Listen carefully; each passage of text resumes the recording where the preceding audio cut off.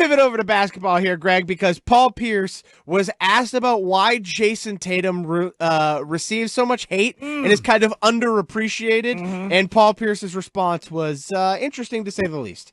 Why do you feel like Tatum is so criticized after being All-NBA champion, all of that, all these accolades? Because he plays for Boston. It's just what it is. Every player through Boston, even Larry Bird was underappreciated. You know what I'm saying? Because at one point he was the best player in the league, but it was always Magic, even though Magic's my favorite player. It's just playing for Boston. Boston is the most hated franchise, hated team in all of sports, in all of basketball for sure. The guy has been to 6 conference finals, bro, in 8 years. In 8 years, 2 finals. Like if you match that up with like KD's and all the stars, they didn't do that. Okay. Is that the truth from the truth? It might be. He would know better than anybody. I mean, it was Bird Magic, and he's kind of right. You know, people generally lean towards Magic in that whole debate.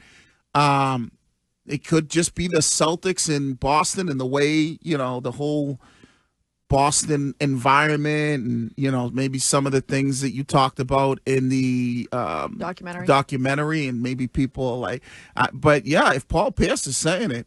Greg, it's always been the case that Boston fans, since the dawn of the internet, are so much more invested in their teams that if you go against them, like Nick Wright's made it a career, you are successful. Max Kellerman, these guys, because the Boston fan will click on your link, listen to your podcast, watch your video because they're that invested. So it's a business strategy. And then nationally, yeah, I could see nationally basketball, you know, fans not liking Boston, not, you know, I mean, because the Celtics have been innovative. They were the first team to start a starting lineup of 5 black players. They basically were the first team to have a first to draft a black player. Right. First they have a black head coach in Bill Russell, who was a players coach.